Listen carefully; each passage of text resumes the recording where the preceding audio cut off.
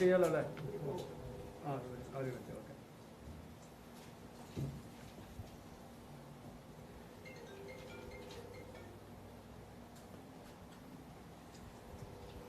നമസ്കാരം. ആരാധനാലയങ്ങളിൽ ആരാധന നിർവഹിക്കാൻ അനുമതി നൽകണമെന്ന് ആവശ്യപ്പെട്ടുകൊണ്ട് കഴിഞ്ഞ ആഴ്ച സമസ്ത കേരള ജംഇയ്യത്തുൽ അധ്യക്ഷൻ സയ്യിദ് മുഹമ്മദ് ജിഫ്രി മുത്തുക്കോയ തങ്ങളും general secretary professor K Alikutty Musliyar അവர்களுം കേരള മുഖ്യമന്ത്രിക്ക് നിവേദനം നൽകിയിരുന്നു. അനുകൂലമായ പ്രതികരണം കാത്തു നിൽക്കുകയായിരുന്നു. ഈ കഴിഞ്ഞ ദിവസം മുഖ്യമന്ത്രി നടത്തിയ വാർത്താ സമ്മേളനത്തിൽ ഒരുപാട് ഇനങ്ങളിൽ ഇളവ് അനുവദിക്കുന്ന കൂട്ടത്തിൽ തീർച്ചയായും ഈ ഇളവ് പ്രതീക്ഷിച്ചിരുന്നു. പക്ഷേ അങ്ങനെ ഇളവ് പ്രഖ്യാപിക്കപ്പെട്ടില്ലെന്ന് മാത്രമല്ല, ഇത്തിരി കൂടി കഴിയണമെന്ന് മുഖ്യമന്ത്രി പത്രക്കാരോട് മറുപടി പറയുകയാണ് ചെയ്തത്. അതിനിടെ കേരളത്തിലെ മുസ്ലിം സംഘടനകൾ ഒറ്റക്കെട്ടായി മുഖ്യമന്ത്രിയോട് ഇതേ ആവശ്യം ഉന്നയിച്ചിരുന്നു. പോസിറ്റീവായ ഒരു പ്രതികരണം ഉണ്ടായിട്ടില്ല. ഈ പശ്ചാത്തലത്തിൽ സമസ്ത കേരള ജംഇയ്യത്തുൽ യുവജന സംഘടന സുന്നി യുവജന സംഘം സംസ്ഥാന കമ്മിറ്റി ചില സമരപരിപാടികളുമായി മുന്നോട്ട് പോകാൻ പ്ലാൻ ചെയ്തിട്ടുണ്ട്. അക്കാര്യം ബഹുമാനനായ ഞങ്ങളുടെ ജനറൽ സെക്രട്ടറി സയ്യിദ് മുഹമ്മദ് കോയ തങ്ങൾ ജമലുല്ലൈലി കോഴിക്കോട് ഖാദി അവറുകൾ നിങ്ങൾക്ക് മുമ്പിൽ സമർപ്പിക്കുന്നു. നിങ്ങളെല്ലാവരെയും സ്വാഗതം ചെയ്യുന്നു.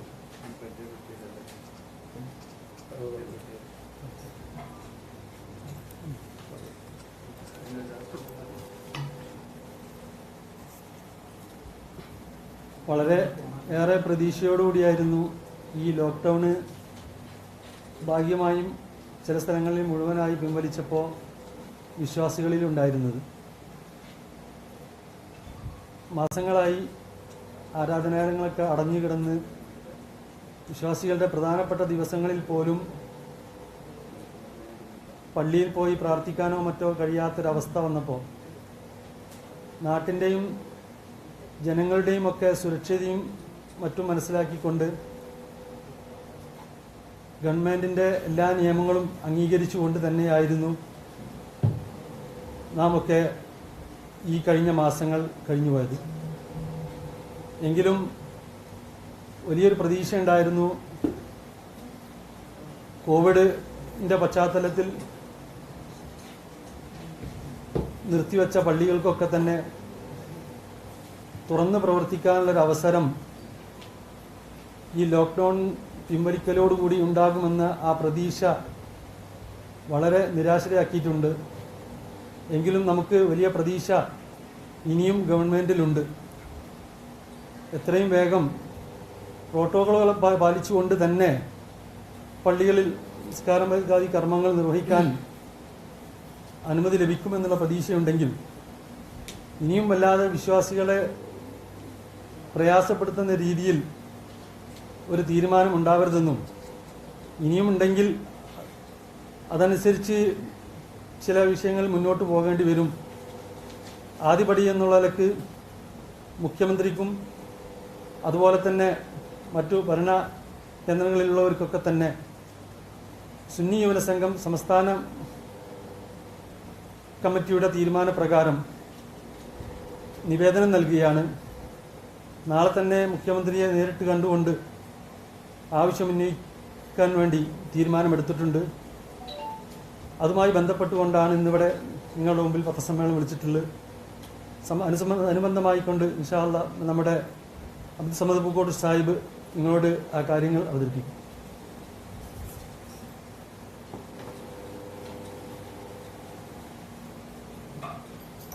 കേരളത്തിൽ കോവിഡ് പശ്ചാത്തലത്തിൽ ലോക്ക്ഡൗൺ ആരംഭിച്ച സമയത്ത് അതിനോട് പരിപൂർണമായി സഹകരിച്ച മതസംഘടനയാണ് സമസ്ത കേരള ജംഇയ്യത്തുൽ.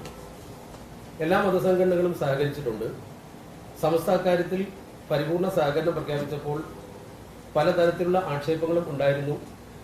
പക്ഷെ ഇപ്പോൾ നാം സാഹചര്യം മാറിയപ്പോഴാണ് പള്ളി തുറക്കണം എന്നാവശ്യപ്പെട്ടിട്ടുള്ളത്. വിശ്വാസികളെ സംബന്ധിച്ചിടത്തോളം ലോക്ക്ഡൌൺ വന്ന സാഹചര്യത്തിൽ പള്ളിയിൽ പോയി തന്നെ നമസ്കാരം നിർവഹിച്ചിരുന്ന ആളുകൾക്ക് ലോക്ക്ഡൌൺ ആദ്യമായി വരുന്ന സമയത്ത് അതിനോട് പൊരുത്തപ്പെടാൻ വളരെ പ്രയാസമുണ്ടായിരുന്നു. ആ സമയത്ത് വീടുകളിൽ നമസ്കരിക്കാമെന്നും പാൻഡമിക് ഒരു രോഗം ബാധിക്കുന്ന സമയത്ത് എങ്ങനെ പെരുമാറണമെന്നുമുള്ള പ്രവാചകാധ്യാപനങ്ങൾ പഠിപ്പിച്ചുകൊണ്ട് എല്ലാ വിശ്വാസികളെയും കാര്യങ്ങൾ ബോധ്യപ്പെടുത്തുന്നതിൽ മതസംഘടന വലിയ പങ്കുവച്ചിട്ടുണ്ട്. അതേ മതസംഘടനയാണ് ഇപ്പോൾ പള്ളി തുറക്കണമെന്ന് ആവശ്യപ്പെട്ടത്.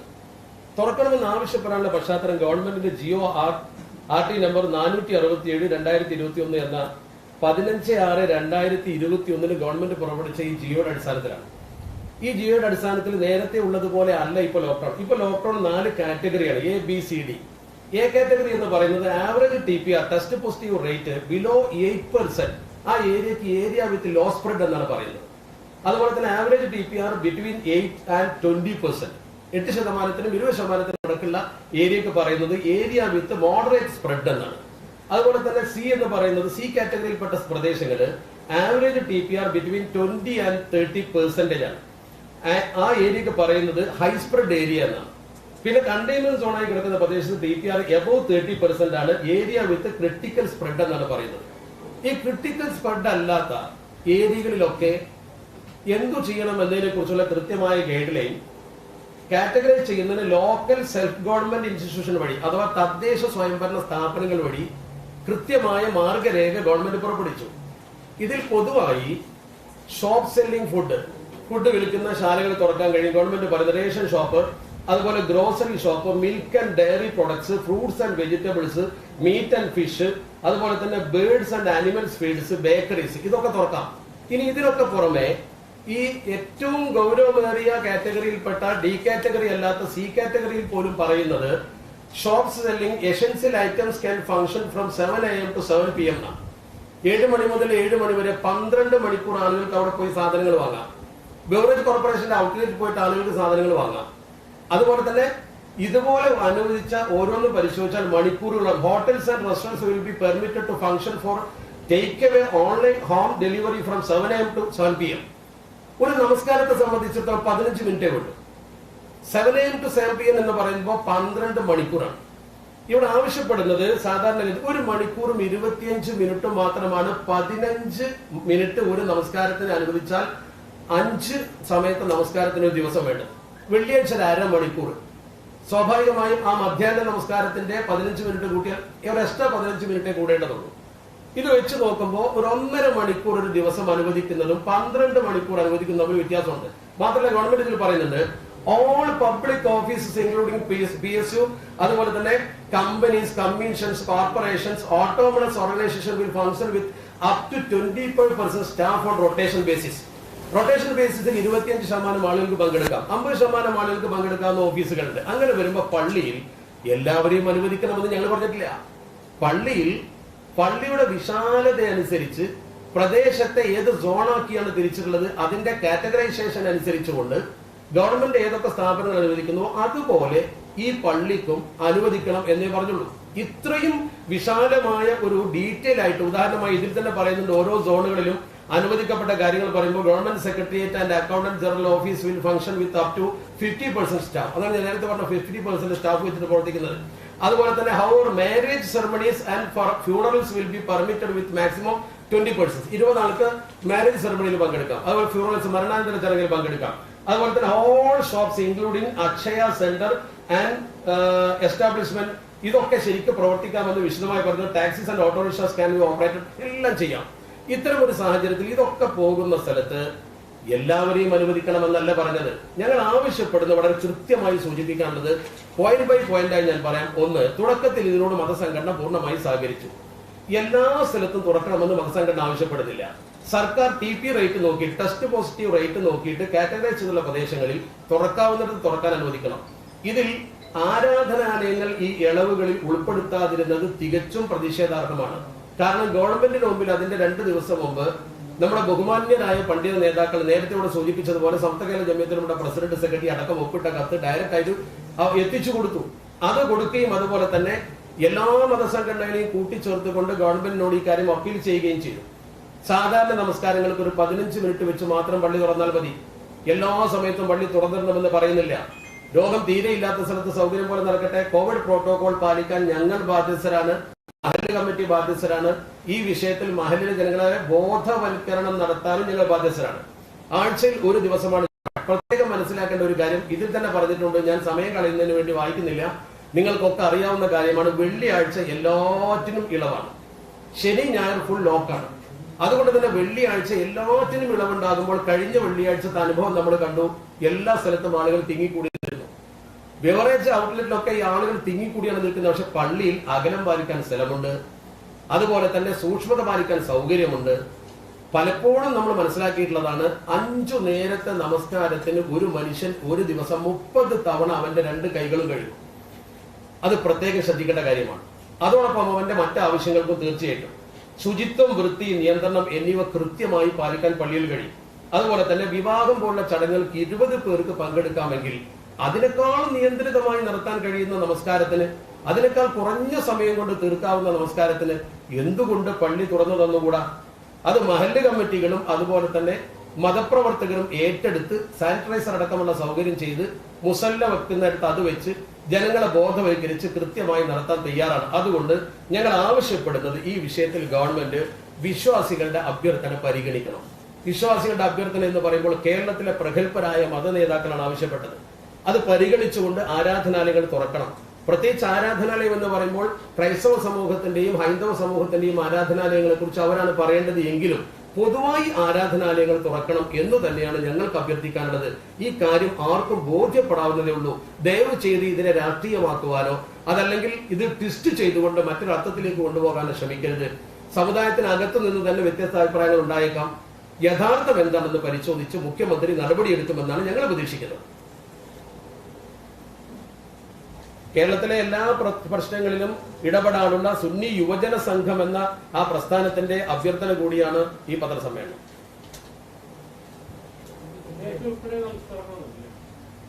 എല്ലാ മതസംഘടനകളുമാണല്ലോ കത്ത് കൊടുത്തത്. തീർച്ചയായും വെള്ളിയാഴ്ചയാണ് പ്രധാനം. വെള്ളിയാഴ്ചയാണ് പ്രധാനം.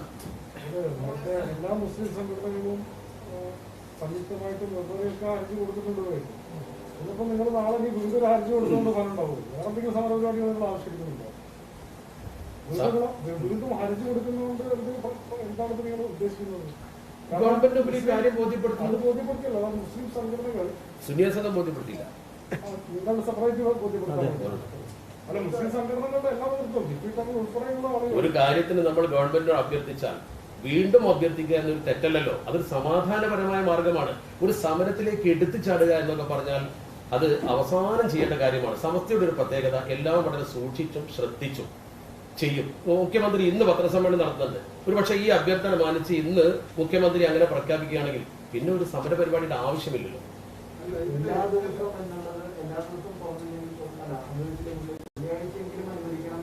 അങ്ങനെയല്ല, പള്ളി ഇപ്പോൾ സോണുകൾ തിരിച്ച സ്ഥിതിക്ക് എ അതുപോലെ തന്നെ ബി കാറ്റഗറിയിലൊക്കെ കൃത്യമായി പള്ളിയേക്കാൾ ആളുകൾ കൂടുന്ന സ്ഥലം തുറക്കുന്നുണ്ട്. അതുകൊണ്ട് പള്ളി തുറക്കാം. എല്ലാ സമയത്തും തുറക്കണമെന്ന് പറയുന്നില്ല. ഈ 5 ടൈം നോക്കിയിട്ട് അത് നിർവഹിച്ച് പുറത്തു വരാൻ കഴിയുന്ന ഒരു പ്രത്യേക ടൈം തുറന്നാലും മതി എന്നാണ് ഞങ്ങളുടെ അഭിപ്രായം. നമ്മുടെ ജീവിതത്തിൽ 2 കാര്യങ്ങൾ, ഒന്ന് ആവശ്യം, അത്യാവശ്യം അല്ലെ? 2 കാര്യങ്ങൾ. ഈ യൂറോപ്യൻ കൺട്രീസൊക്കെ ഇപ്പൊ നോർമലി മാസത്തിൽ നടത്തുന്ന കാരണം അവരുടെ സൊസൈറ്റിയിൽ എന്ത് വേണം എന്ത് വേണ്ടെന്ന് തീരുമാനിക്കും. അതുകൊണ്ടാണ് നമ്മൾ ഇപ്പൊ നിങ്ങൾ പറഞ്ഞ നമുക്ക് AG's ഓഫീസ് തുറക്കണം, സർക്കാർ ഓഫീസ് തുറക്കണം. ഇതൊക്കെ സർക്കാർ ഉത്തരവുകളാണ്. കാരണം അതിന്റെ ഒരു ആവശ്യകത ബ്യൂറേജ് കോർപ്പറേഷന്റെ ഔട്ട്ലെറ്റോ അപ്പൊ നിസ്കാരത്തിന് നികുതി ചുമത്തണം എന്നാണോ പറയുന്നത്? 5 വക്ത നിസ്കാരത്തിന് നികുതി ചുമത്തിയാൽ കമ്മ്യൂണിക്കേറ്റ് ചെയ്യാം. ഞാൻ ആരോഗ്യ അവർ ബ്യൂറേജ് തുറന്നതിനോട് എനിക്ക് പറഞ്ഞിട്ടുണ്ടോ? അപ്പൊ എന്താ പറയുക, നമ്മള് കുറച്ചും കൂടി നമ്മുടെ സൊസൈറ്റി എല്ലാം അതായാലും ശരി ഇത്തരം കാര്യങ്ങൾ കുറച്ചും കൂടി ഒരു ടൈം വെയിറ്റ് ചെയ്യൂടെന്നാണ്. എത്ര വെയിറ്റ് ചെയ്തു? ഈ വെയിറ്റ് ചെയ്ത് ഞാൻ കൃത്യമായി എന്റെ അവതരണത്തിൽ പറഞ്ഞു, കേരള ഗവൺമെന്റ് ലോക്ക്ഡൌൺ കൊണ്ടുവന്നപ്പോൾ, ഇന്ത്യ ഗവൺമെന്റ് ലോക്ക്ഡൌൺ കൊണ്ടുവന്നപ്പോൾ ആർക്കും അത് ഉൾക്കൊള്ളാൻ കഴിയില്ലായിരുന്നു. ഈ വിശ്വാസികൾ അതിന് പാകപ്പെടുത്തിയത് മതസംഘടനയാണ്. ഒരാൾക്കും അറിയില്ല പഴയ കാലഘട്ടത്തിൽ ഇങ്ങനെ ഉണ്ടായിരുന്നു, അതിന്റെ ഇസ്ലാമിക വശം ഇന്നതാണ് എന്നൊന്നും. അത് പണ്ഡിതന്മാർ പറഞ്ഞപ്പോഴാണ് എല്ലാവരും പഠിച്ചത്. അതുകൊണ്ടാണ് ജനങ്ങൾ സമാധാനപ്പെട്ടത്. ഇപ്പോൾ ഇതേ ജനങ്ങളുടെ മുമ്പിൽ എല്ലാ സൗകര്യങ്ങളും തുറക്കും. പരീക്ഷകൾ വരെ നടത്തും. പരീക്ഷ നിർത്തിവെച്ചിരുന്നല്ലോ, പരീക്ഷ തുടങ്ങി. അതുപോലെ തന്നെ ഓൺലൈനായിട്ടുള്ള പഠനത്തിന് പുറമെ നമ്മുടെ സമൂഹത്തിൽ പരീക്ഷ നേരിട്ട് നടത്താമെന്ന് വരുന്നൊരു സാഹചര്യത്തിൽ ഞാൻ ഈ വായിച്ച ഇളവുകൾ, ഇനി ഞാൻ വായിക്കണേ അതിനേക്കാൾ കൂടുതൽ ഇളവുകളുണ്ട്. ഈ ഇളവുകളുടെ പശ്ചാത്തലത്തിൽ ഒന്ന് മാത്രം അടച്ചിടുന്നത് ശരിയല്ല എന്ന് പറയുന്നതിനോട് താങ്കൾ പ്രതികരിച്ച പ്രകാരമുള്ള പ്രതികരണം അതൊരു ഓവർ സെക്യുലർ ആകുന്ന പണിയാണ്. അതിനൊരിക്കലും മതസംഘടനയെ കിട്ടില്ല. അതല്ല, ഞാൻ അങ്ങനെ മതസംഘടനയിൽ പ്രവർത്തിക്കാന്ന് പറഞ്ഞാൽ അതിന് ആളുമില്ല. എന്ന് വെച്ചാൽ ഞാൻ പറഞ്ഞതെന്ന് വെച്ചാൽ നമുക്ക് എല്ലാവരും കൂടി ഒരു പൊതുവായ സൊസൈറ്റിയിൽ നമുക്ക് സഹകരിക്കുന്നത് മാത്രമേ ഞാൻ ചോദിച്ചുള്ളൂ.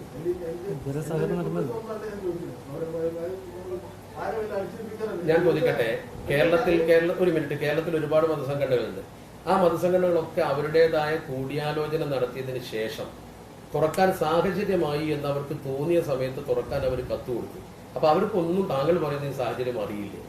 അവരൊക്കെ വിഡ്ഢികളാണെന്നാണോ താങ്കൾ ഈ ചോദ്യം അർത്ഥമാക്കുന്നത്? എങ്കിൽ എന്റെ അഭിപ്രായം ഞാൻ പറയുന്നു, നിങ്ങളാ പറഞ്ഞത് അടിസ്ഥാനത്തുള്ള വാദമാണ്, അത് അടിസ്ഥാന രഹിതമാണ്. MSS ആവശ്യപ്പെട്ടില്ല.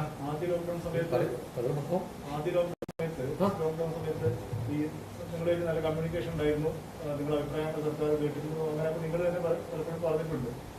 നോ, കമ്മ്യൂണിക്കേഷൻ ഫസ്റ്റ് അല്ല ഇവിടെ ഉള്ളത്. ആദ്യകാലത്ത് നമ്മൾ ഉദാഹരണം, അന്നത്തെ ഒരു സാഹചര്യം താങ്കൾക്കറിയില്ലേ? ഒരാള് കോവിഡ് പോസിറ്റീവായ അയാൾ പുറപ്പെട്ട സ്ഥലം മുതലുള്ള റൂട്ട് മാപ്പ് നമ്മുടെ കലക്ടർ പത്രത്തിൽ ഒരുപാട് സ്ഥലം ചെലവഴിച്ചുകൊണ്ട് പത്രത്തിൽ പ്രസിദ്ധീകരിക്കുന്ന കാലമായിരുന്നു. താങ്കൾക്കറിയാലോ, ആ കാലം പോയി. ഇപ്പൊ മാറ്റം വന്നു. മാത്രമല്ല ജനങ്ങൾ നിയന്ത്രണവും പഠിച്ചു. മുഖ്യമന്ത്രി എന്നെ നേരിട്ട് മതസംഘടന യോഗം വിളിച്ചു ചേർത്തിരുന്നു, നിങ്ങളുടെ അഭിപ്രായങ്ങൾ പറഞ്ഞിരുന്നു, മുഖ്യമന്ത്രി കേട്ടിരുന്നു, അങ്ങനെ സിറ്റുവേഷൻ ഉണ്ടായിരുന്നു. ഈ രണ്ടാം ഘട്ടത്തിൽ ഇപ്പൊ അങ്ങനെ സിറ്റുവേഷൻ ഇല്ലേ? എന്താ സംഭവിക്കുന്നത്? ഈ വിഷയത്തിൽ അങ്ങനെ ഒരു മതസംഘടന യോഗം വിളിച്ചിട്ടില്ലല്ലോ. വിളിച്ചാൽ സമസ്ത അതിന്റെ അഭിപ്രായം തീർച്ചയായും പറയും. അങ്ങനെ ഒരു സാഹചര്യത്തിൽ മാറ്റം ഉണ്ടായിരുന്നുണ്ടായിരിക്കും. ചോദ്യത്തിന്റെ ഉദ്ദേശം എനിക്ക് മനസ്സിലായില്ല. അല്ല, ഞാൻ ചോദിക്കുന്നത് കാര്യം മനസ്സിലായി ഞാൻ വിചാരിക്കുന്നു. ആദ്യം ലോക്ക്ഡൌൺ സമയത്ത് ലോക്ക്ഡൌണിന്റെ ഓരോ ഘട്ടത്തിലും മുഖ്യമന്ത്രി മതസംഘടനയുടെ കമ്മ്യൂണിക്കേഷൻ നടത്തിയിരുന്നു, മതസംഘടനയ്ക്ക് പറയാനുള്ള കേട്ടിരുന്നു, തിരിച്ചങ്ങോട്ടും പറഞ്ഞിരുന്നു. അങ്ങനെ ഒരു സമവായത്തിലായിരുന്നു ഇതിന്റെ ഓപ്പണിങ്ങും അടയ്ക്കൊക്കെ ഉണ്ടായിരുന്നു. അതൊരു പക്ഷേ ഇനി 5 കൊല്ലം കഴിഞ്ഞിട്ടല്ലേ തെരഞ്ഞെടുപ്പുള്ളൂ, അതുകൊണ്ടായിരിക്കാം. അങ്ങനെയാണോ വരുന്നത്? ആയിരിക്കാം, എന്റെ വ്യക്തിപരമായ നിഗമനം. എല്ലാ സംഘടനകളും ഒരുമിച്ച്, എല്ലാ സംഘടനയുടെയും മുഖ്യ നേതൃത്വത്തിൽ ഇരിക്കുന്ന എല്ലാവരും ഒരുമിച്ച് ഒപ്പിട്ട് ഒരു നിവേദനം കൊടുത്തിട്ടുണ്ട്. അത് അവഗണിക്കപ്പെട്ടതിനെ എന്ത് രീതിയിലാണ് നിങ്ങൾ കാണുന്നത്? സെക്രട്ടറി പറയട്ടെ. അത് അവഗണിച്ചതുകൊണ്ടാണ് വീണ്ടും ഒരു അപേക്ഷ ഞങ്ങൾ നേരത്തെ പറഞ്ഞല്ലോ, സമരപ്രഖ്യാപനമായിട്ടൊന്നും ഞങ്ങൾ മുന്നോട്ട് പോകുന്നില്ല. വേണ്ടി വന്നാൽ സമരത്തിന് ഇറങ്ങേണ്ടി വരും. കാരണം അതുകൊണ്ട് ഇനിയും നമ്മൾ അപേക്ഷിക്കുക. എത്രത്തോളം പിന്നെ അപേക്ഷ കൊടുത്ത് താഴ്മ ചെയ്തുകൊണ്ടാണ് ഒരു നമ്മുടെ സമൂഹത്തിന്റെ കാര്യത്തിൽ ഇറങ്ങുന്നതെന്നുള്ളത് തെളിവാണത്. വീണ്ടും ആവശ്യപ്പെടാം. ഒരു അപേക്ഷ തള്ളിയാലും വീണ്ടും അപേക്ഷ കൊടുത്തൂടെ? അതിലൊരു ക്ലാരിറ്റിക്ക് വേണ്ടിയാണ് ആ മീറ്റിങ്ങുകളൊക്കെ വോട്ടിന് വേണ്ടി നടത്തിയതാണെന്നാണോ ആരോപണമാണോ? എന്നൊന്നും അഭിപ്രായമല്ല. ഈ വിഷയത്തിൽ കേരളത്തിൽ അന്നത്തെ സാഹചര്യമല്ല ഇന്നുണ്ടായിട്ടുള്ളത്. അന്ന് അത്തെ അപേക്ഷിച്ച് വളരെ രൂക്ഷമായ നിലയിൽ കോവിഡ് പ്രകടമാവുകയും 200ഓളം ആളുകൾ ശരാശരി ദൈനംദിനം മരിച്ചുകൊണ്ടിരിക്കുന്നത് ചെയ്യുന്ന പശ്ചാത്തലമാണ്. അപ്പോൾ ആദ്യമായിട്ട് ഇളവുകൾ പ്രഖ്യാപിച്ചുള്ളൂ. തുടർന്ന് ഇതുപോലെ ഇളവുകൾ പ്രഖ്യാപിക്കുമെന്ന പ്രതീക്ഷയിൽ തന്നെയാണ് ഞങ്ങൾ കാത്തിരിക്കുന്നത്. പക്ഷേ ആവശ്യപ്പെട്ടിട്ടും ഈ പരിഗണന വരാത്തത് കൊണ്ട് ഒരു കൂട്ടഹർജിയാണ് ഇപ്പോൾ നൽകുന്നത്. ഒരേ സമയം മുഖ്യമന്ത്രിക്ക്, പ്രതിപക്ഷ നേതാവിന്, ജില്ലാ കലക്ടർക്ക്, മണ്ഡലം തലത്തിൽ MLA-മാർക്ക്, പഞ്ചായത്ത്, മുനിസിപ്പൽ കോർപ്പറേഷൻ അധികൃതർക്ക് ഒരേ സമയം അതത് ഘടകങ്ങൾ ഒന്നിച്ച് കൂട്ടഹർജി കൊടുക്കാൻ ഒരു പ്രതിഷേധ സ്വഭാവമാണിത്. മാത്രമല്ല ഇതുവരെയുള്ളത് നിവേദനം അയച്ചു കൊടുക്കുക. ഇത് നേരിട്ട് മുഖ്യമന്ത്രിയെ കണ്ട് കാര്യങ്ങൾ ധരിപ്പിച്ച് മുന്നോട്ട് പോകാൻ തീരുമാനിച്ചിട്ടുള്ളത്. ആ പോസിറ്റീവായ നിലപാട് തന്നെയാണ് പ്രതീക്ഷിക്കുന്നത്. പിന്നെ ഒരു പ്രായോഗിക പ്രശ്നം നിങ്ങൾ മനസ്സിലാക്കേണ്ടത്, ഈ യാത്ര അനുവദിക്കപ്പെട്ടു. യാത്ര ട്രെയിനും ബസ്സും നിയന്ത്രണ വിധേയമായി ഒരു പരിമിതമായ നിലയിൽ അനുവദിക്കപ്പെട്ട സാഹചര്യത്തിൽ യാത്ര കൂടും. ഒരു മുസ്ലിമിനെ സംബന്ധിച്ചിടത്തോളം 5 നേരത്തെ നിസ്കാരത്തിൽ എക്സ്ക്യൂസ് ഇല്ല, അത് നിർവഹിച്ചേ തീരും സമയത്ത്. അപ്പോൾ ഒറ്റപ്പെട്ട ആളുകൾ യാത്ര ചെയ്യുന്ന പോലെയല്ല, വ്യാപകമായി യാത്ര അനുവദിക്കപ്പെടുന്ന സാഹചര്യത്തിൽ അതത് കേന്ദ്രങ്ങളിൽ ജസ്റ്റ് നിസ്കരിക്കാൻ ഒരു 5 മിനിറ്റ് മിനിമം നിസ്കാരത്തിന് വേണ്ടുള്ളൂ. 15 മിനിറ്റ് എന്നുള്ളത് അതിൻ്റെ ബാങ്കും ജമാഅത്തിൻ്റെ വെയിറ്റിങ്ങും ഒക്കെ പാടെ കൂട്ടിയിട്ട് ഒരു 5 മിനിറ്റാണ് നിസ്കാരത്തിന് വേണ്ടത്. അത് ജസ്റ്റ് ആ സമയത്ത് പള്ളി ഓപ്പൺ ആക്കിയിടാൻ പറഞ്ഞ മിനിമം ആവശ്യമാണ് ഞങ്ങൾ ഉന്നയിക്കുന്നത്.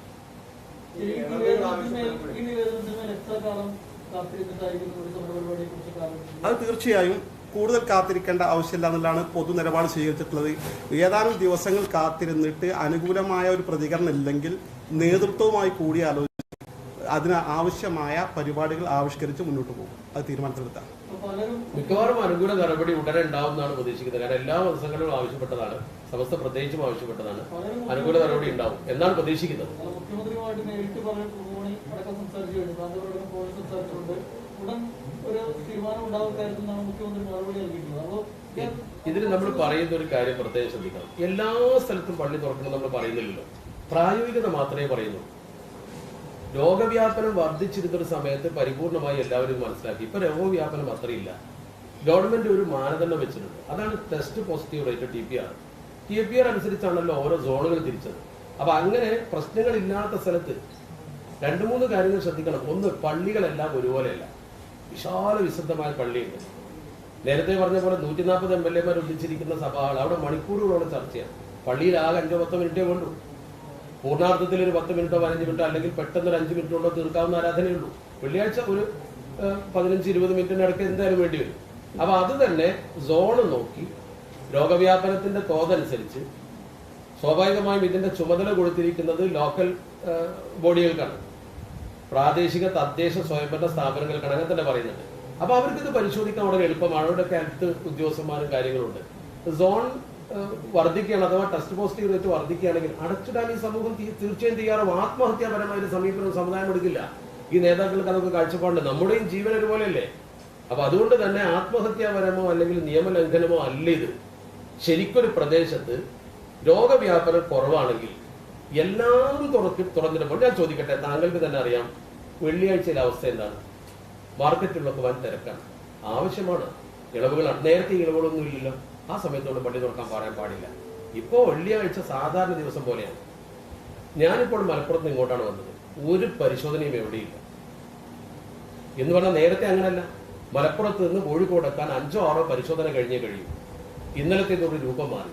ഇന്നൊരു പത്രം എഴുതിയത് തന്നെ കേരളം പഴയ അവസ്ഥയിലേക്ക് മടങ്ങുന്നു എന്നാണ്.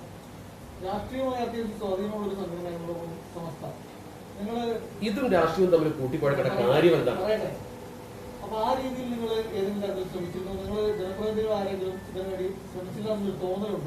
ജനപ്രതിനിധി എഴുന്നേറ്റ് നിയമസഭയിൽ പറഞ്ഞില്ലേ പള്ളി തുറക്കണമെന്ന്? ആരാധനാലയം തുറക്കണമെന്ന് നിയമസഭയിൽ ജനപ്രതിനിധി പറഞ്ഞല്ലോ. നേരത്തെ മതസംഘടനകൾ എഴുത്തു കൊടുത്തല്ലോ. വിവിധ സംഘടനകൾ വിവിധ പരിപാടികൾ സംഘടിപ്പിച്ചല്ലോ. ആവശ്യപ്പെടാത്തത് കൊണ്ടല്ല.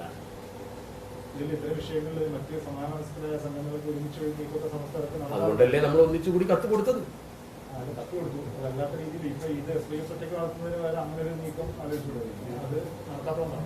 ആദ്യ സ്റ്റെപ്പല്ലേ ഇത്? ആവശ്യം വരുന്ന സമയത്ത് ഞങ്ങൾ ചെയ്യും. അവർ കൂടി ആലോചിച്ചിട്ട് എല്ലാ സംഘടനകളും ഒരുമിച്ച് മുഖ്യമന്ത്രിയെ കാണാൻ ഒരു അപ്രായോഗികത ഉണ്ടല്ലോ.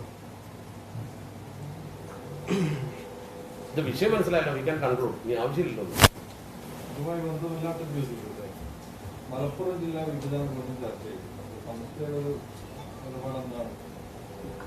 മലപ്പുറം ജില്ലാ സംബന്ധമായി SKS ജില്ലാ കമ്മിറ്റിയും SYS ജില്ലാ കമ്മിറ്റിയും ഒക്കെ പ്രത്യേകം ചർച്ച നടത്തി. മലപ്പുറത്ത് കലക്ടറേറ്റ് കൃത്യമായി ജില്ലയിൽ ആവശ്യമുള്ള കാര്യങ്ങളെ കുറിച്ചുള്ള നിവേദനം സമർപ്പിച്ചിട്ടുണ്ട്.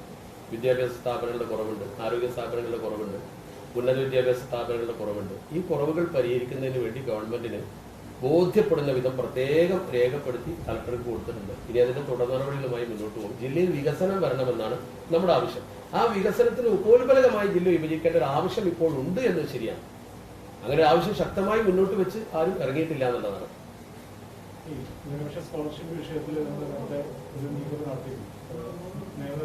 ഇന്നത്തെ നമ്മുടെ ചർച്ചാ വിഷയമല്ല.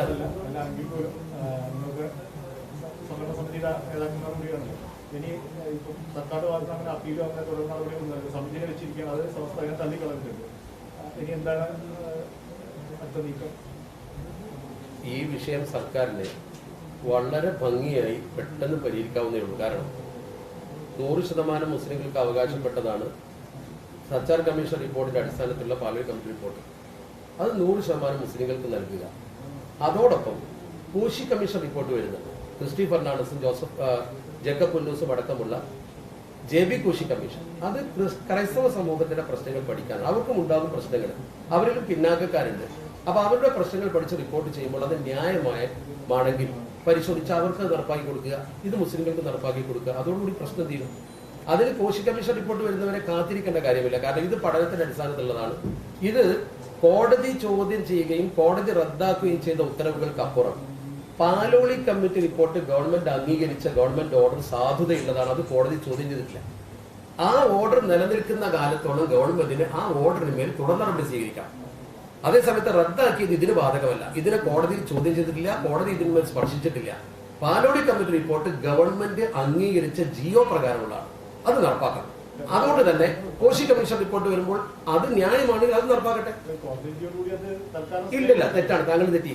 കോടതി വിധിയോടുകൂടി പാലോടി കമ്മിറ്റി റിപ്പോർട്ടിന്റെ സാധുതയെ ചോദ്യം ചെയ്തില്ല. കോടതി 2-3 സ്കോളർഷിപ്പുകളുടെ ഓർഡറാണ് റദ്ദാക്കിയത്. അത് പ്രകാരമുള്ള ആനുകൂല്യം കൊടുക്കാൻ സ്ഥിതി എന്നല്ല, അത് കൊടുക്കാൻ ഗവൺമെന്റ് പുതിയ ഇംപ്ലിമെന്റേഷൻ പ്രോഗ്രാം ഉണ്ടാക്കണം. അതായത് ഇപ്പോൾ ഉണ്ടാക്കിയ ഇംപ്ലിമെന്റേഷനിലുള്ള തെറ്റാണ് ചൂണ്ടിക്കാണിച്ചത്. കാറ്റഗറൈസ് ചെയ്തു എന്നുള്ളതാണ്. അതായത് ന്യൂനപക്ഷ സമുദായത്തെ കാറ്റഗറൈസ് ചെയ്തു. എന്നിട്ട് അദ്ദേഹം വാദിച്ചത് ഈ 80-20 എന്ന 20-ൽ ക്രിസ്ത്യാനികളിൽ തന്നെ, ക്രൈസ്തവ സമൂഹത്തിൽ തന്നെ കുറെ ആളുകളുണ്ട്, 2 കൂട്ടരെ മാത്രമേ ചേർത്തുള്ളൂ. ന്യൂനപക്ഷത്തിനുള്ള ആനുകൂല്യത്തിൽ ഒരു കൂട്ടരെ അങ്ങനെ തിരിക്കാൻ പാടില്ല. അവർ തെറ്റിദ്ധരിച്ചു. സത്യത്തിൽ ഇത് ന്യൂനപക്ഷ ആനുകൂല്യമല്ല, പിന്നാക്ക സമുദായം എന്ന രീതിയിലുള്ള ആനുകൂല്യമാണ്. പിന്നാക്ക സമുദായം എന്ന രീതിയിൽ മുസ്ലിങ്ങൾ ദേശീയ ആവറേജിനേക്കാൾ പുറകിലാണ്. അതിനെക്കുറിച്ച് 2 കോടതി വിധിയുണ്ട്. ഒന്ന് ഗുജറാത്ത് ഹൈക്കോടതിയുടെ വിധി, ബോംബെ ഹൈക്കോടതിയുടെ വിധി.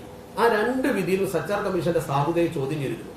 മുസ്ലിങ്ങൾക്കായിട്ട് എങ്ങനെ കൊടുക്കുക എന്ന്. അതിന് കോടതി പറഞ്ഞ മറുപടി, കാലങ്ങളായി ദേശീയ ആവറേജിനേക്കാൾ മുസ്ലിങ്ങൾ പുറകിലായതുകൊണ്ടാണ് ഇത് നോട്ട് കൺസേർഡ് വിത്ത് റിലീജിയൻ എന്ന് പറഞ്ഞത്. മതം അനുസരിച്ച് കൊടുത്തതല്ല, അവരുടെ ബാക്ക്വേർഡ്നെസ് നോക്കിക്കൊണ്ട് കൊടുത്തതാണ്. കോടതി പറഞ്ഞൊരു വാചകം കൂടി ഉണ്ട്. കോടതിയിൽ മറുപക്ഷം വാദിച്ചത് ഇത് ഡിസ്ക്രിമിനേഷൻ ആണെന്നാണ്. കോടതി പറഞ്ഞത് നോട്ട് ഡിസ്ക്രിമിനേഷൻ ബട്ട് അഫർമേഷൻ എന്നാണ്. അപ്പൊ ഇത് ഡിസ്ക്രിമിനേഷൻ അല്ല, അഫർമേഷൻ ആണെന്ന് 2 കോടതി പറഞ്ഞത്. കാത്തിരിക്കട്ടല്ലോ, കോശി കമ്മീഷൻ വരുമ്പോൾ അത് ഉറപ്പാക്കട്ടെ. ഇതിവിടെ പെർഫെക്റ്റ് ആയിട്ട് നിൽപ്പുണ്ടല്ലോ.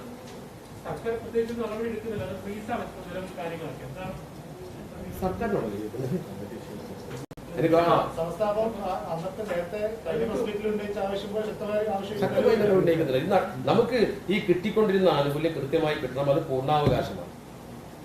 അത്ര നമ്മൾ ആവശ്യം.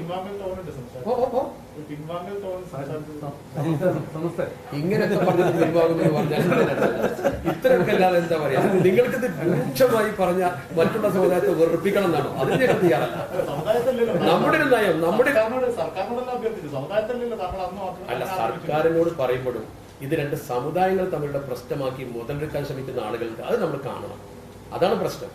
ഞങ്ങളെ സംബന്ധിച്ചിടത്തോളം, ഞങ്ങളെ എന്ന് പറഞ്ഞാൽ മുസ്ലിം സമുദായത്തെ സംബന്ധിച്ചിടത്തോളം വേറൊരു കൂട്ടർക്ക് കൊടുത്തുകൂടാന്നില്ല. അവരുടെ അവകാശം അവർക്ക് കൊടുക്കുക, നമ്മുടെ അവകാശം നമുക്ക് തരാം. ഇതാണ് നമ്മുടെ നയം. അതേസമയത്ത് വേറെ ചിലർ മറ്റു രീതിയിൽ ഇത് ചിത്രീകരിക്കുന്നുണ്ട്. തീർച്ചയായിട്ടും